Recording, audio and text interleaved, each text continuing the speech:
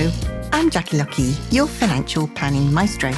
This series of podcasts is aimed at financial planning professionals and also those who are looking to enter the financial planning profession.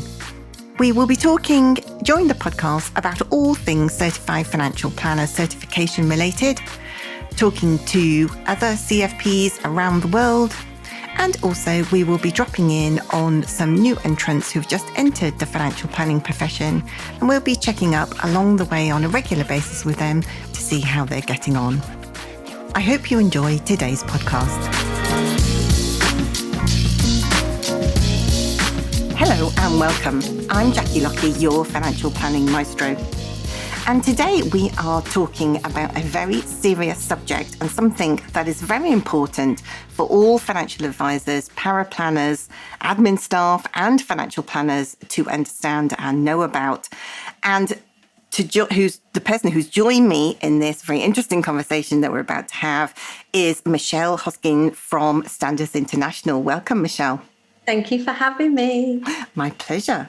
Now, we have normally you're a very bubbly person, I know, and we've had lots of fun together in the past, but today is a very serious conversation because we are talking all things about financial abuse, how to spot it, what to do about it, what the stats are, and trying to give us many helpful pointers for our not only paraplanners, but actually admin staff or anybody who works in the financial services world, who's going to be coming into contact with clients. So we're just going to run through lots of different questions, and I'm going to play devil's advocate and throw lots of questions at you today. Perfect. Love it. So let's start at the very beginning. Now, everybody knows you, Michelle, but tell us about how you became interested in this specific area of raising awareness of financial abuse and how you came to develop the training for it to enable advisors to spot it. Absolutely. So obviously I've been, it seems like a lifetime, but I've been kicking around financial services now for nearly 25 years. I mean, I came in when I was only 20. And I suppose my view has always been that financial advisors, planners, and kind of any person within a financial services business has such potential, not only for themselves, but when things are done well and things are done right, they just seem to be able to unlock so much more value in their client relationships. And for a sector that's, told, clients are king, clients are the most important people, clients put clients at the center of the universe, and all our regulations really along that line. I just kind of felt like, there was so much more that organizations, firms, practices can do to really not only be amazing to their clients and continue to be so, but actually be amazing for their team and themselves ultimately. So that's always been my mantra, I suppose. And over that time, financial services, and I put on my posts regularly, like hashtag it's personal, because this is not what I do. This is who I am. Like this is who I am. And that's why, I know lots of people and lots of people know me because I keep popping up all over the place because this is who I am. And when I first found out about financial abuse, it was almost by accident, as all these things are. And I, through MDRT, Million Dollar Round Table, I met I've become very good friends with a lady called Amanda Kassar. And she asked me, I'd not really known her for very long, and she was a financial planner on the Gold Coast in Australia. And she'd asked me, would I be happy to be interviewed for her book? And I said, absolutely. I said yes. And then I was like, what book? Like, that was always me. Yes first, and then ask questions later. And she said, I'm writing a book about financial secrets in terms of, what's your relationship with money and, a businesswoman and blah, blah, blah. And I said, absolutely, of course I will. So she interviewed me and that was absolutely fine. And then when she sent me through a copy of the book to sort of check that I was happy with it, and I got a chance to read everybody else's story. And in the story, there was a lady called Tanya Target. And when I read this book, at the time, she was writing about her 8-year-old daughter. And at the time, my little Ruby was 8 years old. And this woman's journey, and I am clearly paraphrasing in what I'm telling you, but she'd gone from being this international jet-setting businesswoman, super successful in her own field, super wealthy, own home, money in the bank, blah, blah, blah, to literally getting to the point that due to an economic and financially abusive relationship with a narcissist, as it turned out, she ended up being in a position where she was basically siphoning off shopping money, of her own money, interestingly, to buy food cards that she was hiding at her friend's home, so that when she did decide to pluck up the courage to leave her husband, she could feed herself and her daughter. And I remember reading this story thinking, good heavens, like what on earth is that? But that wasn't the only story that was in this book like this. And I said to Amanda, I phoned her up and I was like, I've just read Tanya's story. Is this real? And she's like, is what real? I said, this whole abuse around money. She's like, yeah, it's common. It's commonplace in Australia. It's a pandemic in Australia, New Zealand. I was like, well, I've never heard any financial advisors talk about it. I don't even know if they would know if it was literally sitting in front of them in their meeting room. I don't think they've got any idea. And I did a little straw poll on Twitter and social media, as you do. And it was basically unanimous. I have no idea what you're talking about, Michelle. Being me, a little firecracker, crack on, running a standards business, an international standards body. I was just like, well, that's all I need. I didn't know business. I didn't need a business case or a feasibility study to crack on. I just cracked on, and we pulled the team together. And Amanda and I, with input from other interested and international parties, created a training program for financial planners, advisors, power planners, administrators, and other professionals, I should say, lawyers, accountants, in the area of financial abuse. And as a result of that training, when individuals then go through that process and they demonstrate, because it's all evidence-based demonstration, that they have the knowledge and they know what to do with it, then we award them with the financial abuse certificate, which is renewed year one, the year after, and then every 2 years thereafter. And we've just been amazed by the response, both from individuals, from organisations, from firms, because one of the things that I come across, Jackie, which is sort of it's kind of coming full circle as you go down these journeys and you uncover and you learn as you go. Two things: when you know better, you clearly do better. And the second point is, it's about to go out on a social media post actually in the next few days, and it's even though a financial planner might be listening to this, or a financial advisor who's a divorce coach and can do this and be able to spot it, it's irrelevant, because it's not about whether that planner or that advisor could spot it, or that they know they have the skills. It's about the victims knowing that you've got the skills, so that they come to you. And that's really what the mark is, the certification mark. It's just a beacon to say, I'm going to seek out somebody in this area that can help me. And this is the mark I'm looking for. It's like chartered status, or I'm looking for a CFP who can do financial planning. It's no different. Yeah. But we needed a mark, because otherwise, what on earth were people looking for? How would they find anybody? And as a result, we're building a directory and we're talking to charities and all sorts. So it's become a bit of a passion project, if I'm honest. It's not about the money. Like, we've got all the business services. It's just because, I'm a strong alpha female, and we'll talk about stats in a minute. But, women sadly are the greatest victims of this. Yeah. And I'm just not having it. I mean, no.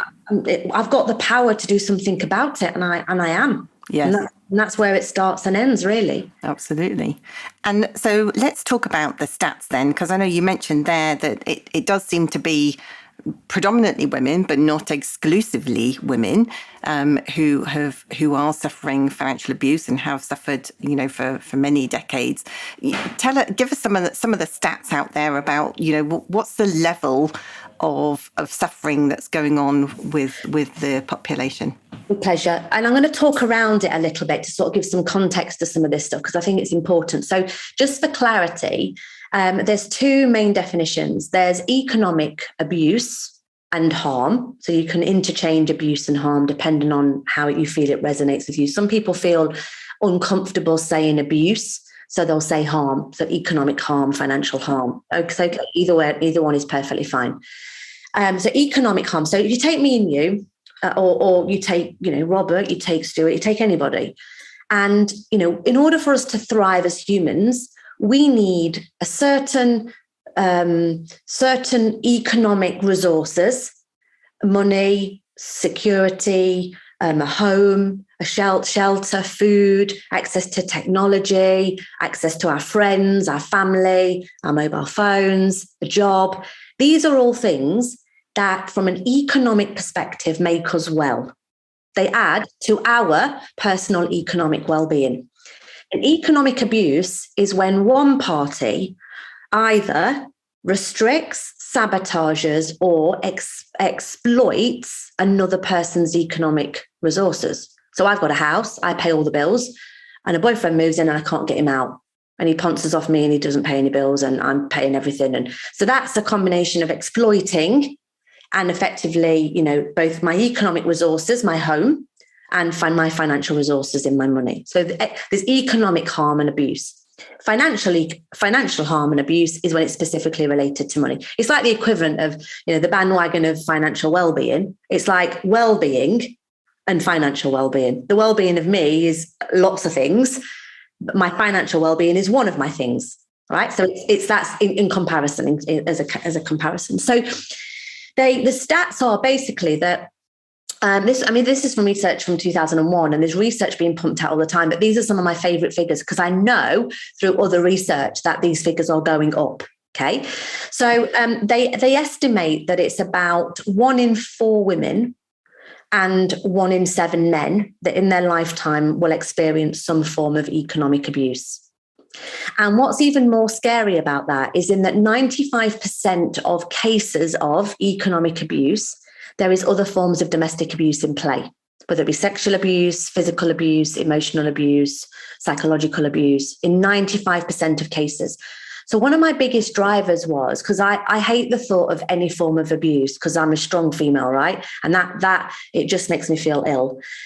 So when I knew that the figures were so high, I thought, gosh, if all these financial planners spotted financial abuse in these families, they're also probably going to uncover domestic abuse as well.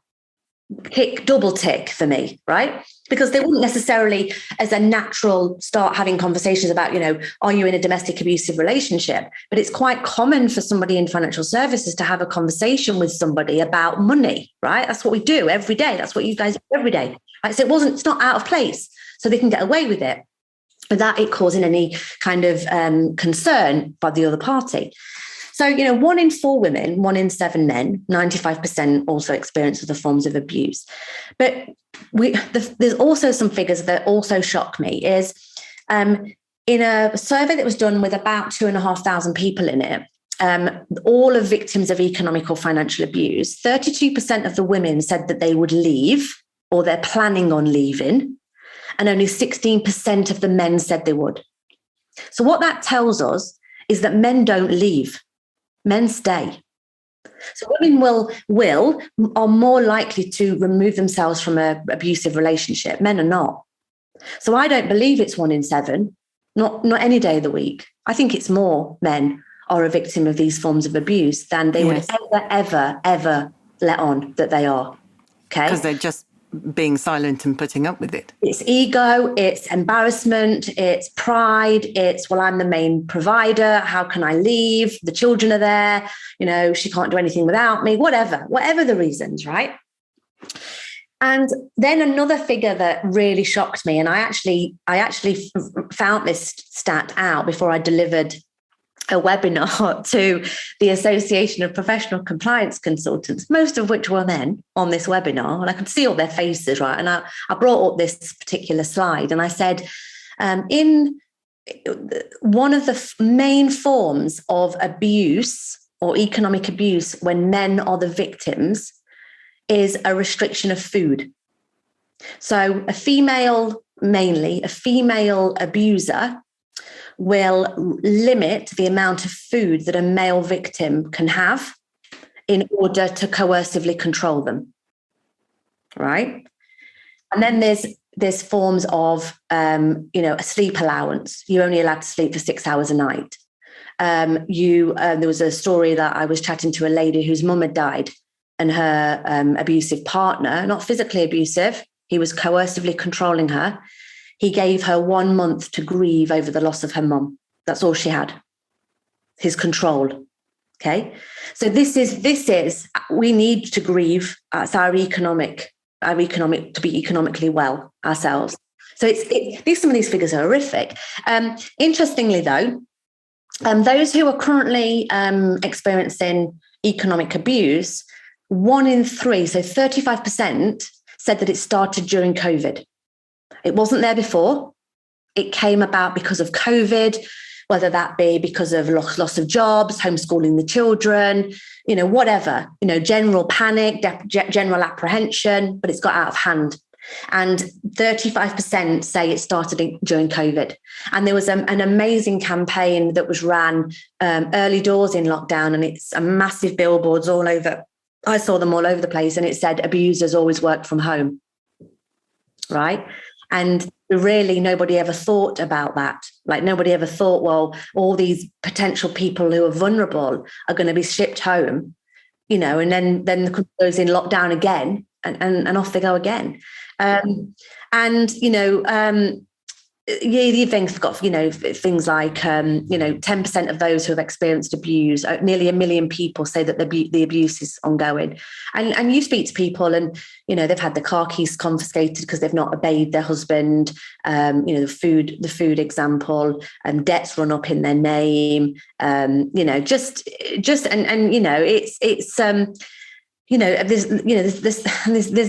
tons of stats, right? And 26% of respondents say that it's negatively impacted their credit rating, and it's just continual, and it's getting worse. And one bigger stat is 16% of UK adults, which is 8.7 million people, say they have experienced economic abuse. Now that is vast, absolutely vast. So it's only getting bigger and busier. And if you may have seen more recently, HSBC have run these huge campaigns. Yeah, you've seen them, right? Yeah, on the telly. Yeah, and great for them. I mean, it was on BBC TV this morning. I'm going on GB News on the 1st of July to talk about it. It's on the increase, and financial planners and advisors cannot just turn their head and just go, this is not our job. It's everybody's job. It's mine. Absolutely. As my friend's friend, yours as a family member to people. And if those stats are right, I've got more than 4 friends.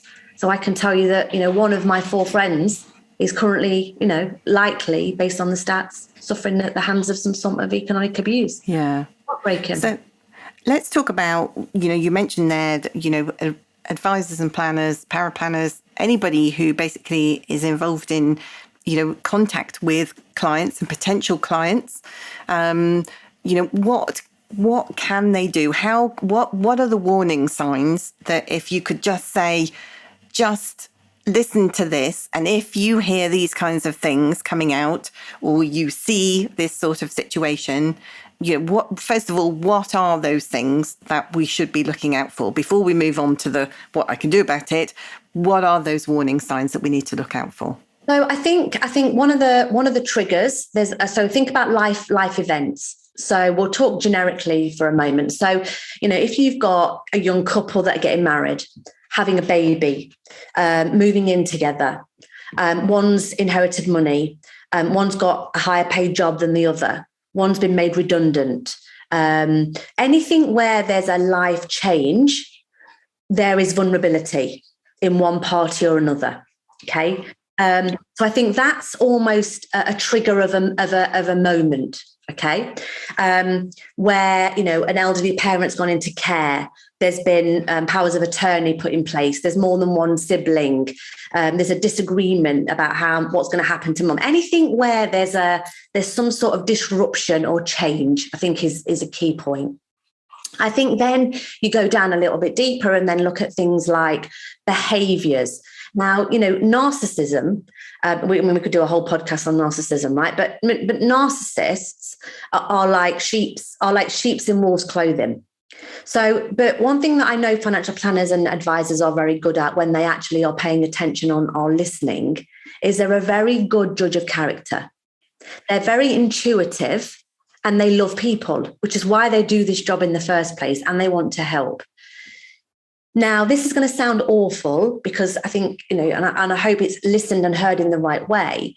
When we get out of our own way and make it less about how smart we are and what we know and all about us in a meeting, and actually observed a bit more, we will notice more.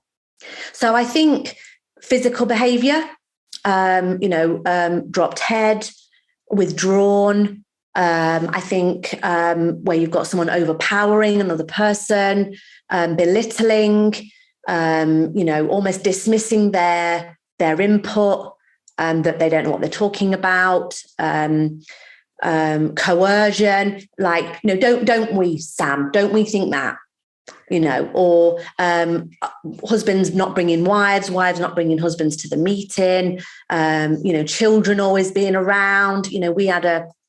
I'll tell this story very quickly because it just shows the extent, right? So I was actually at the office of a client, financial planner, about 4 months ago.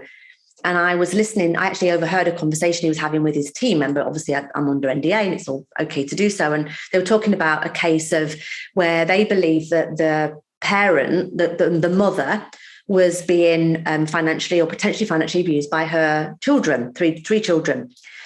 And I was listening in a little bit and I kept quiet. And obviously, these guys are going through our training. So first of all, they'd spotted it, that it could even be a thing. I would probably like to guess that before the training, they wouldn't have even picked up on it, right? And I was listening in and I said, can I just ask a few questions? I said, just explain to me what's going on. And basically, the son had put pressure on the advisor and the mum because he wanted more money. And I said to the advisor, is it just the son that's wanting more money? And he's like, no, it's actually the two other sisters. They also are asking for money out of mum's investments. And I said, tell me about the relationship between the brother and the two sisters. The two sisters are pretty wealthy. The son isn't. Straight away, trigger for me, right? And I said, so he's effectively, and this is obviously in hindsight, I can now report in, he was coercively controlling his sisters so that collaboratively they were all going for mum's money, so that he didn't stand out. But what I spotted, and only through choice of words, and I was very observant because I know what I'm looking for, it was his wife that was coercively controlling him to control his sisters, to financially exploit their mum. Now, I can tell you that I bet that's common because I spotted it within about 20 minutes of the conversation. And the advisor's like, no, surely not. I said, I will bet Ruby's life that that's what's happening. So they called a family meeting. They used the words vulnerability, economic harm in the email. And it was basically they chaired a family meeting and he literally got to the bottom of it. And the son, the brother, basically contacted him after, total breakdown, because he'd been busted. I'd busted him and I had busted him from afar. So if with the skills and the knowledge, you can spot this stuff because you're just on high alert. And why would we not be on high alert for financial abuse in financial services? It's got to be our top one, we're talking about consumer duty and all the rest of it. You've got to be looking at both financial well-being and financial harm. Yes. It's basics, but we're just not there yet, which is why we did the training and why we do the certification. And I think what's really interesting about that story is it's not just about sitting in front of the client and, kind of looking for the visual clues. It's not just about that. This can be a significantly sized web of people involved in the financial and economic abuse. And it can be parties. And I think that's one of the interesting things. A lot of financial planners now talk to their clients about a family tree of people that are important to them and things like that. And things like that can actually help bring out those individuals to highlight them to you, particularly if they're not directly related to the clients that you might have in front of you. Well, I've one of the practice managers in my firm. Obviously, she got wind of what we were doing, and she said, she messaged me one day and she said, "Can I have a private word?" And I actually thought she was going to tell me she was resigning and that she wanted me to find her another job. Was my initial thought. And she told me about her neighbour, who she believed was being economically abused, financially abused by another neighbour, young woman, got children, single parent. She was doing the ladies' shopping. And the older lady had confided in this practice manager and said, I don't remember drawing out £500, but it's on my statement, right? Well, shackles are up straight away. We're like, hang on a minute, let's figure out what's going on here. And we uncovered that it was a case of financial abuse. And that's to a neighbour. And the only reason that, because what this practice manager would have probably have done is, he needs to get in things and, but because she knows that this is a thing, she asked me about it.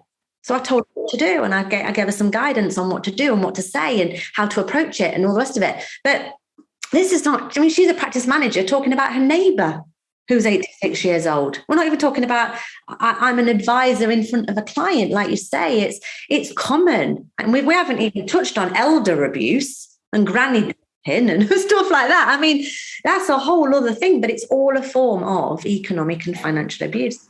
Mm. Well, and I think that, talking of the older population, then I think, as that older population is growing, isn't it? And, becoming more vulnerable. I know certainly from my parents' perspective, they're both 80 now. And they still would like to be, are in charge of their own finances, but, would like to be in charge of their own finances for many years to come. But, with also, Jackie, I had a chat with a lady yesterday in Australia who's running a lot of initiatives and well-being and mental health over in Australia. And she said, the thing is, the parents are 90 and their kids are 70. Mm. And their children aren't getting the money they thought they were going to get in inheritance. Yeah. So they banked on it, thinking mum and dad are never going to live till they're 90. And mum and dad are still kicking around at 90. Yes, still spending it. You're spending it. So almost like that generation that's now 70, 60, 70, it's not quite gone to plan for them. Because their parents never lasted till 90, not in a second. So it's interesting. It's all changing. The world has changed, and vulnerability. And I've been asked to comment on, the consumer duty, and, it's all about service and fees. I'm like, it's got nothing. God, that's one tiny element of clients' vulnerability. Am I charging the right thing? I'm like, really? Do me a favor. Come on. Like, else. What's probably going to be interesting is that money, if you've got, clients, in their 90s with children in their 60s and 70s, then it's going to skip a generation, that money. So when the dollop of money skips that generation down to those in their 30s and 40s, then that opens the gate for many younger people to be financially and economically abused. Absolutely, and it's basically the term we say a lot is they, as in the perpetrator, they want what you have. It's very simple. And I think, this is, I don't often talk about this bit that I'm about to say, but I think, domestic abuse has become so mainstream. It's there's now campaigns with, about, young lads, not, speaking out or not speaking out when a girl's being harassed in the street. So we now know mainstream, you talk to Ruby and even, my generation, my parents' generation, we know that domestic abuse is bad. Okay. So it's now unacceptable for a perpetrator to physically abuse somebody. You're a baddie if you do that. And with the gender roles becoming so blurred, with women earning lots more than they did 20, 30 years ago, and holding down the family and running businesses, it's sadly, I think, it's actually thrown open and put into question the dominant male role in the household. So what's happening is often they're not earning as much as the woman in, not often, but, in some households. And I think they're becoming dominant in the finances because it's the only thing that they've got.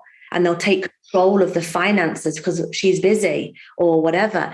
And literally in the last 2 weeks, I've spoken to 3 financial planners, all of whom have been financially abused. One's a fellow, one's chartered, and one's diploma qualified. All a victim of financial abuse, and they've come forward and spoke to me. Wow. And that's very brave of them to be able to do that, to be able to approach you and actually say it, isn't it? It is. And actually, it's part of their healing. It's part of I need to tell somebody my story. Yeah. One of them, the lady who's a fellow, she was saying to me that she's currently going through a divorce and divorcing her husband. And the judge has basically said to her, you should know better. And then she's on the phone to me going, yes, I should. But I fell for it. I had a business. They're like, how can you be financially abused? You had a business, you had property. Yeah, none of it was in my name. He was taking all the rent from it. The business, I had to put all the money into a joint bank account, which he had full control over, really. So on the face of it, she was a successful financial planner, but a victim of financial abuse.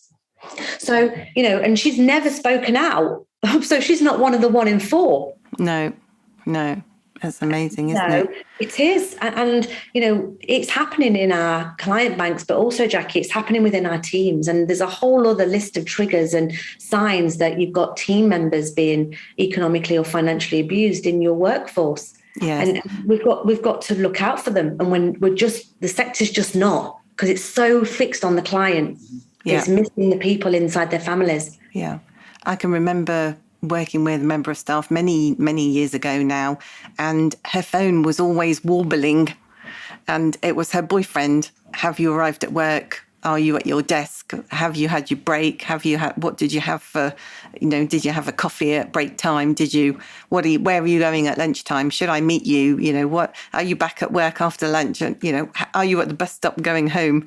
All of those sorts of things. And it starts to build up. And I think if it builds up slowly, I guess if you're busy, you don't really notice. And you think, oh, it's because they care, isn't it? And then actually it turns into something more. This is where love bombing comes in. So love bombing is, I love you. I just care about you. I want to protect you. I want to wrap you up in and women love nothing more than a bit of love bombing, right? Let's be honest. Yeah. We are suckers for it. We are. And the problem is a lot of narcissists use love bombing as a form of initial control. And just very clear as well, the difference between sort of abuse and harm versus care is the purpose behind it. So if someone's using any form of abuse or control to control you, then that's bad. If it's for care, then it's a different conversation. So if the reason behind it, if the intention is of care, that might just be it's got out of hand a little bit. They're just a bit over caring. Right. So even I'm flying to Boston and Stuart's like, well, who are you flying with? What airline are you flying with? How are you getting to the airport? Well, he's not controlling me. It's because I haven't left the country on my own since beginning of COVID when I wasn't with him anyway. So it's all new to him, me traveling alone with my suitcase. To me, it's not, right? But to him, it is. So, but if it got recurring and it was escalating, then we know there's a problem. So it's the escalation of it which makes it coercively controlling as opposed to coercively caring. It's just it's just a different play on it, really, and you've got to spot it. Yeah. And so let's assume that we know some financial planners who have some clients and they have spotted that something doesn't look right. Maybe you've got one client who's controlling the whole conversation, who's chivvying the other person along, and that other person is looking at the floor and saying yes or remaining silent 90% of the time. So something's up. What can practically, because I think remember when George Kinder first came to the UK, I had this conversation with him the other day, actually, on one of our other episodes, and we talked about, well, this is all well and good for him saying, well, you must do this or you must ask all these extra questions and, all the rest of it. But then it's what do you do with the information once you've picked it up? How? Because we are not counsellors. We are not professionals to be able to deal with this. So, there are probably a number of listeners out there who are thinking, yikes, well, a bit like repeating that conversation with George. That's all well and good picking it up and great that we can pick it up, but actually it's only useful if we do something with it. So what can we do with that information? So let's assume then, that's a great question. So let's assume that let's say you're my client and let's imagine that I'm with you and Robert and you're let's say you're overtaking the conversation and you're the one that's dominating, you're overpowering, you're belittling him. It doesn't matter whichever way around it is right. I'm perfectly placed to say, well, part of my process, obviously, as a duty of care, is to spend some time with you both to understand where you're both at individually and together. So part of this process is for me to have a conversation with you both, separately. And if one party kicks up, the advisor needs to push back and say, I'm sorry, but this is part of our process, right? This is our duty of care. Duty of care is a great little sentence, right? Duty of care. And you have a separate conversation with both parties. And, what you would say is, Robert, when Jackie dismisses your input in a meeting, it makes me feel really uncomfortable with that. Does that happen often? So what I've just said to him is, when I see this, it makes me feel this. Question. I've not accused you of anything. Not really. I've only said what I've seen. I've shared how I feel, and nobody can argue with how I feel because they're my feelings.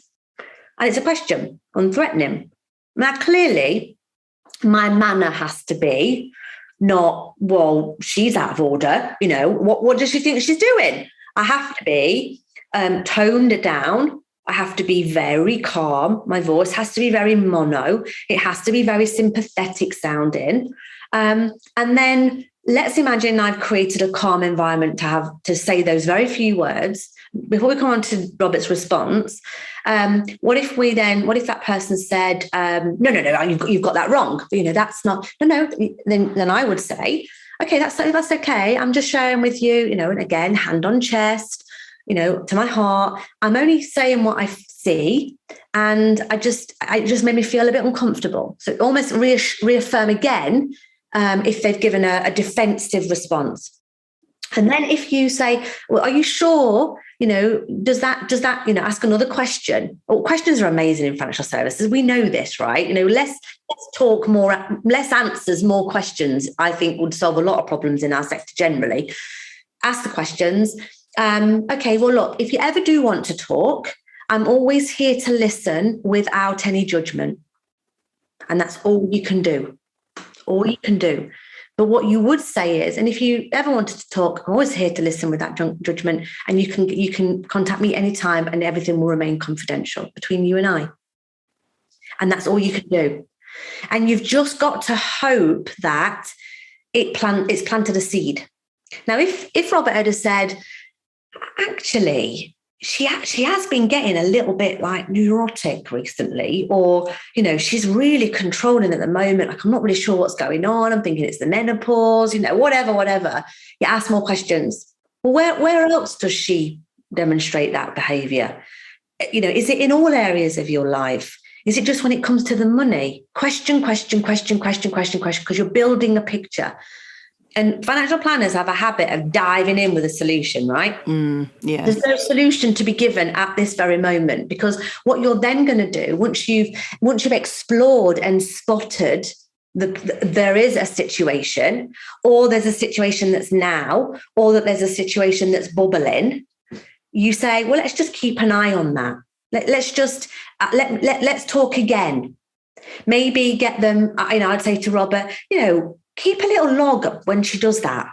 Just maybe make a note on your phone, or, when something is said and you think it's a bit off, just make a note of it, so that, we're not trying to catch her out. Again, we're trying to sort of throw it out there. We're not trying to, get her into any trouble, but let's just build a bit of a library up of just so we can have a chat about it. Because you might forget when she says things in passing.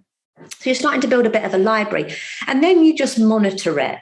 I had on one of the Facebook groups, the female Facebook groups, financial services ones, there was a lady had posted, and this is what not to do. Just I'm giving you that so it helps.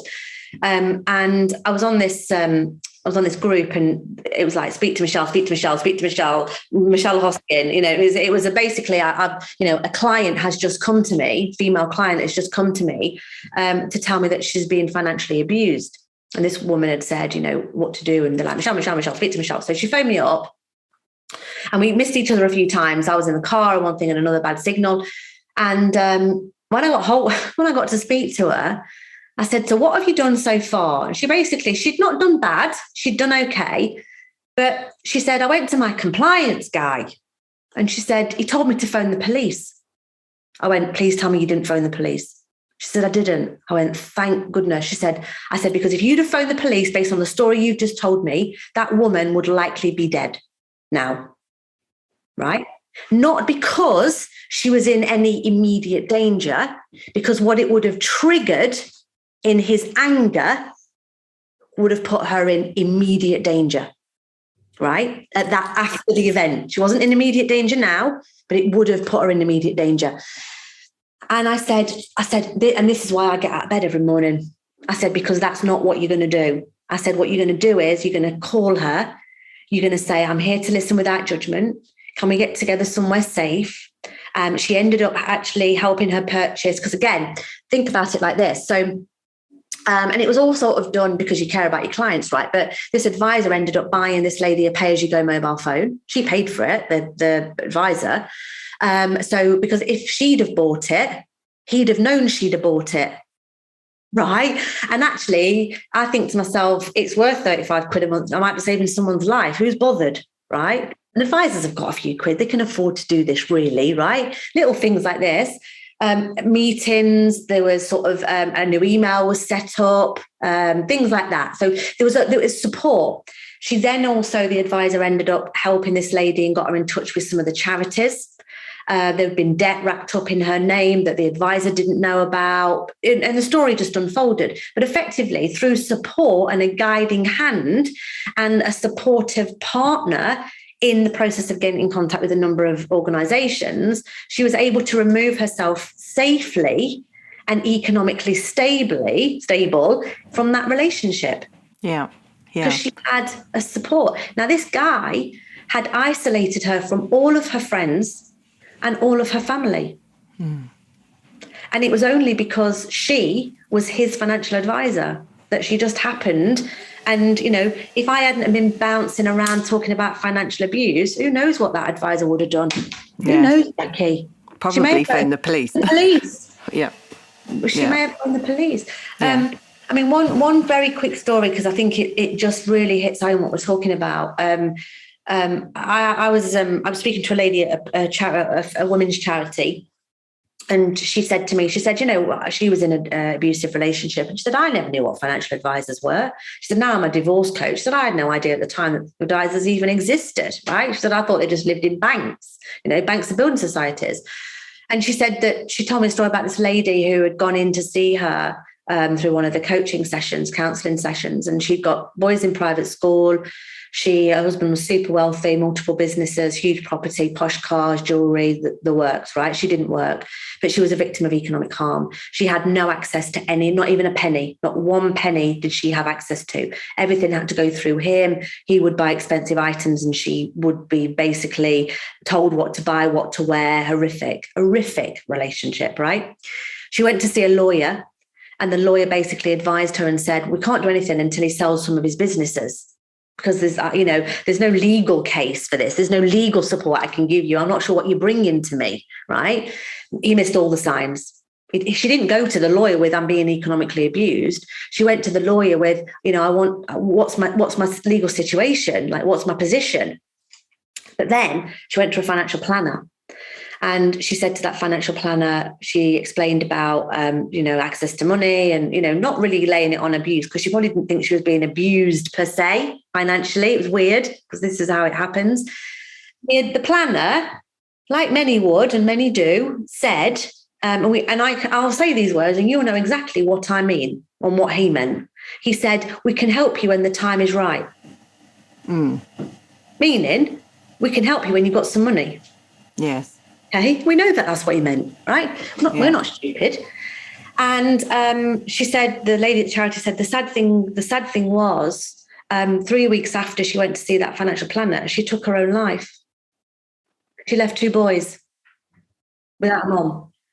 Now, how different that would have been if that guy would have picked up something in a Facebook group or listened to this webinar or anything.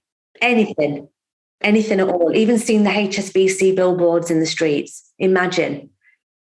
But this is why it's got to become more mainstream, and that's why advisors have got a duty of care to not only know about this, but also be a beacon for people to come to them. Do something. Absolutely. Yeah. And you mentioned some charities there. What if you wanted to help and put these individuals in touch with some charities and be that guiding hand? There are some great charities out there. Can you just name a couple that there are? The best one in this area is a charity called Surviving Economic Abuse, and Dr. Nicola Sharp-Jeffs, she's actually just written a book on economic abuse, and if anyone's interested, they can join in our Facebook groups or our LinkedIn groups, which is Against Financial Abuse, Confidence to Cure, and I'll post bits and pieces in there daily. And she's just written a book about it. But Surviving Economic Abuse they were instrumental in in lobbying the government and Parliament to have the Domestic Abuse Act changed so that it included economic abuse. Is now a criminal offence. So if any advisors have got any clients that are divorcing and economic abuse and financial harm or abuse is at play, it's now a criminal offence. And advisors need to know that too. And that we could do a whole podcast on that, right? And so that's obviously something they need to be aware of. Surviving Economic Abuse are the best one because they focus specifically on economic harm and economic abuse. The other charities like Refuge, Women's Aid, there's a men's charity that's called Mankind. These are all charities that are more domestic abuse focused. Yes, to help get you out of the situation. Yes. Yeah. Which is equally valuable, of course. But Surviving Economic Abuse, we're soon to be partnering up with them as an organisation, because we're actually there's actually a new, obviously my business, Standards International, is a standards body, and there's an ISO standard now, which is ISO 22458, which is a standard in consumer vulnerability. It's a global standard, and it's absolutely amazing. So if anyone's interested on how they meet the consumer duty, just go for the standard and it will just gobble that up for breakfast and more. So Surviving Economic Abuse and Standards International are exploring partnership opportunities to work together. So Surviving Economic Abuse is by far the best one in this area specifically, and their work is incredible. Michelle, we have sadly run out of time for today, but it's been an absolute pleasure to talk to you. Thank you for sharing all of those stories and your journey. I think it's an amazing thing you're doing. Definitely keep it up. And I'm sure that after this podcast, you'll probably have lots of financial planners in touch with you, looking to be, getting booked onto your training courses and the support and learning more about this vital area. So thank you so much for joining me today. Thank you for having me, Jackie. I hope you enjoyed today's podcast. It's really interesting, isn't it, to listen to other people's points of view about different things, all relating to our wonderful financial planning profession. If you know anyone who might be interested in listening to any of these podcasts, please pass on our details to them. So that's it from me. Join me again next time when we'll be talking all things certified financial planner related, and also dropping in on our new entrants to the financial planning profession. Bye for now.